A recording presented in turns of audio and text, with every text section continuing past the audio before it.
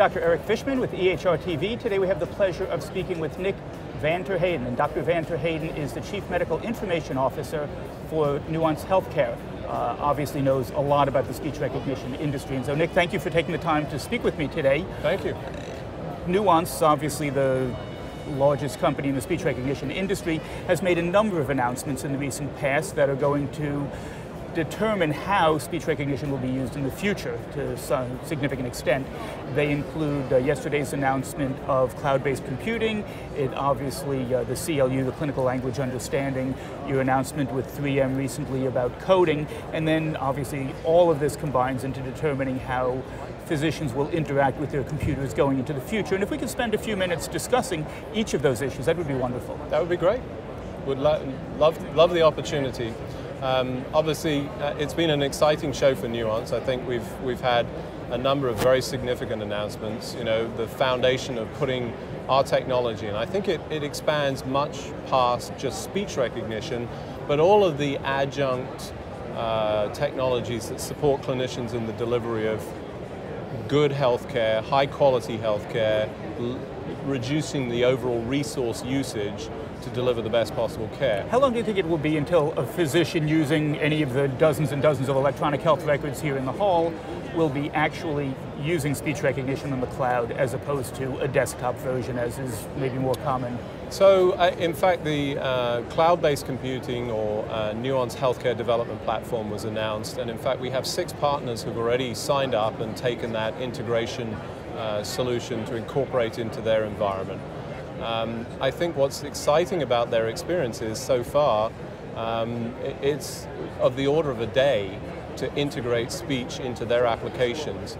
Part of the reason for that is that we've tried to make this as accessible as possible. One of the barriers to entry for speech in the cloud has been the difficulty of integration. We've created this solution that offers that integration that is as easy as possible, requires very little coding, and certainly doesn't require any of the weighty installations in whatever platform they happen to be working in. So I think it's going to be very short order. We're going to see those applications, and we may even see some, as a result of some of the interactions we've had at the show. Are there any delays inherent in the speech recognition? Obviously, both of us have been doing this for a long time, and many years ago a physician would speak and the words would slowly march across the screen. With a client-server version or a desktop version, it's almost immediate with good hardware these days. Is there any meaningful latency in the cloud at this point in time? I think that's clearly the balance that people have to arrive at to say what's the most appropriate for their use case and their experience. What do they need? The advantage of that local install is that you do have this instantaneous. We've put processing power on people's desktops that you don't even have in the shuttle launch that's taking off tomorrow. We hope. Well, yes, we do, because we'd like to see it. And in the cloud, we can apply all of that, but we still have the potential for latency, and whether you've got tolerance for that latency will depend on your application and the demands that you have. Part of that will also be driven by the resilience of the networks that are put in place.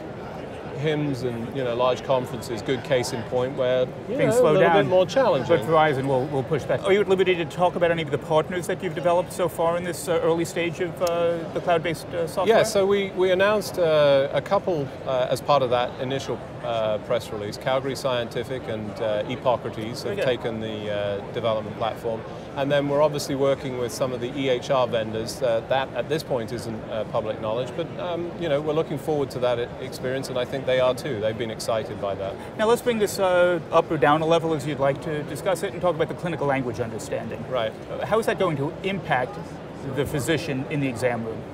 So clinicians today capture the majority of the information in a narrative-based form. I think we've seen that for the longest period of time. Let me interrupt you and ask, clinicians overall, I would agree entirely.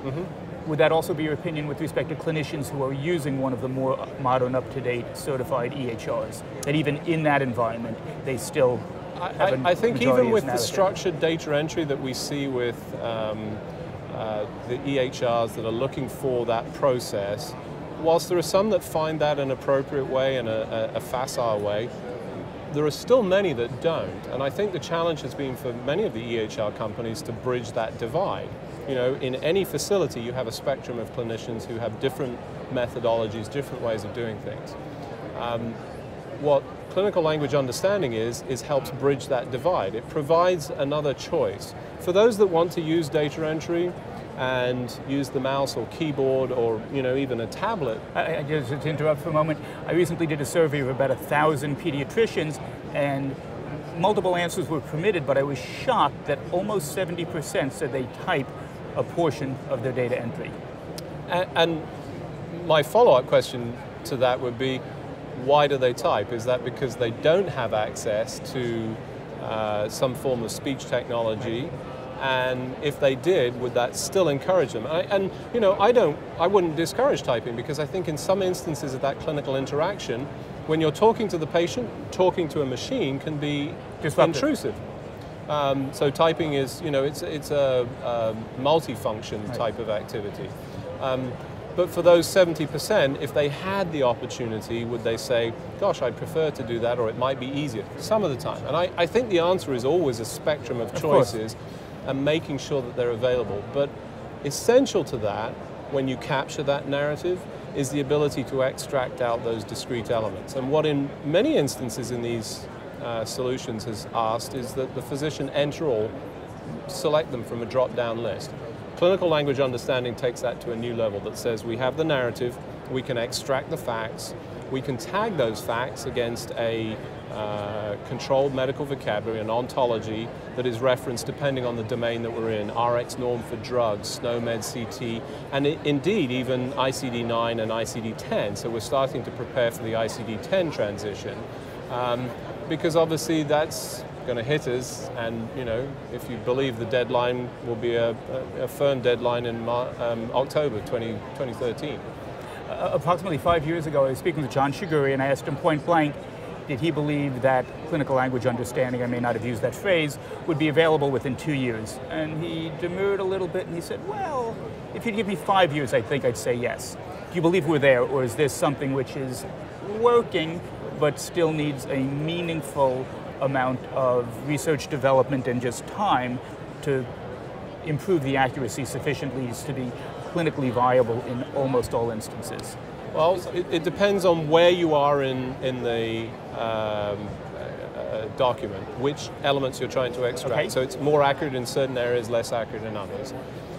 But I think much like the experience of speech recognition and our ability to get that out into the marketplace, one of the key transition points for clinicians was, instead of turning around and saying, you must use this, so here's the front-end solution, use it, live or die, providing that choice that said, you can use it, but if you don't like the result that comes back, you have the option of sending it to somebody else for review. Clinical language understanding has exactly the same model that says, instead of compelling the physician to review the results, they can use a back-end process. Now they lose some of the functionality because now you don't have the opportunity for real-time feedback. Does that back-end process usually or always utilize a human being evaluating? Yes, okay. So in exactly the same principle as we do with speech recognition, tied into all of the same solution set that we have. And for us that makes sense, for some clinicians they're willing to. And what it boils down to is, do I get value from this? If I get value, I'm willing to invest the time. If I don't perceive the value, then I might not. Of course. Now let's bring this forward and talk about coding, which is obviously a very expensive process in many physicians, most physicians' offices. How does this tie into that? Well, so the recent announcement with 3M, preeminent experts in terms of the coding domain and what they've managed to achieve in the back-end process, from clinical documentation improvement, and all of the tool set that they had as part of that. What we've done as part of that partnership, and I think that's what we're going to see over the course of time in the next several years with this show and others, is the strategic alliance of companies that bring together experiences that don't so much overlap, but really contribute to a much, much better solution. And that's really the value of 3M and Nuance. Is 3M has this experience in that coding, documentation improvement. Nuance has that interaction with the clinician, the ability to capture clinical documentation in the most efficient way using all of the technologies. Bring those two to bear, and what you do is you apply 3M coding knowledge at the time of the clinician capturing that information. So we term that computer-assisted physician documentation. What they do is they provide feedback to the clinician that is offering him an opportunity to expand or provide more detail. Clinicians know what they know, and they don't always document everything. And the biggest challenge that they face is remembering all of the elements that they're required to incorporate to satisfy all the downstream requirements for billing, reimbursement, and so forth. They get courses, they get education, but mostly they get pestered with continuing emails and requests from the documentation improvement quality folks, sometimes days later. Very challenging to remember. CAPD offers that process real time at the time of clinical documentation. So when the physician says heart failure, we provide, and what I really like about this is the discrete nature of it. A small question mark highlight that says, you know, there's something here. You can choose to ignore it, choose to offload it to somebody as you do today. But if you elect to open that, it will offer you the choices and say, you said heart failure, did you mean systolic, diastolic, systolic and diastolic, which intuitively as a clinician you have a view and you say, I know that, but you may not have actually documented it. And from a clinician reimbursement and an appropriate level of coding, we need that information and it needs to be tied back to the document.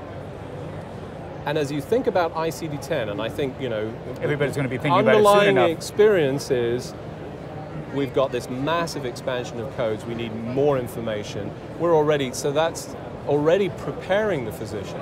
So you get better quality documentation, you improve the overall coding process and remove some of the inefficiencies and, you know, require less staff at the back end.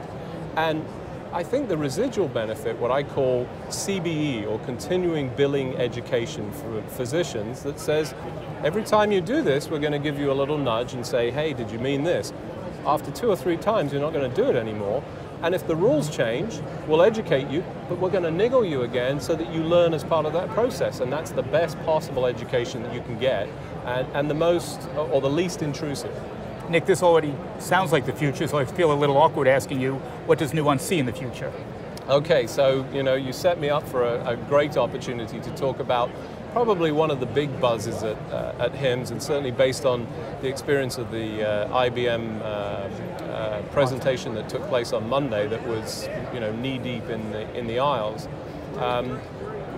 Nuance announced its relationship with IBM to take the Watson technology with a mutual investment over the course of the next 5 years to say, how can we bring that Jeopardy experience, impressive as it was, into the medical domain? You know, maybe I have a bias as a clinician. Either way, I looked at the Jeopardy experience a number of months ago when they started promoting it, and my immediate response was, how fantastic would that be for a clinician to have this knowledge base to help me process all of this massive clinical information that I've been challenged to keep up to date with so far, and offer that in some form and in some tool set that allows me to make sure that I don't forget anything. I'm guided through some process with the patient so that I give the patient what they expect, best possible care, most up-to-date care at the time of the consultation, which is not always what happens through no fault of the folks that are delivering it. I stopped practicing, as did many physicians in this hallway, but it would be a fun time to be doing it, at least from an electronic standpoint in the future. Very exciting time, and you know, recognizing that's a little bit of a ways out, but being part of that innovation and having seen the developments that, you know, the massive quantum leap that IBM has brought to bear in terms of understanding means that we can truly bring medical knowledge into the domain of really understanding. So it's a very exciting time, and I'm just lucky to be part of it. Well, Nick, thanks very much. Thanks very much. This is Fishman with EHRtv. We've been discussing with Dr. Nick Van Terheyden, Chief Medical Information Officer of Nuance Healthcare, the future of speech recognition, coding, clinical language understanding, and other features in healthcare. Thank you.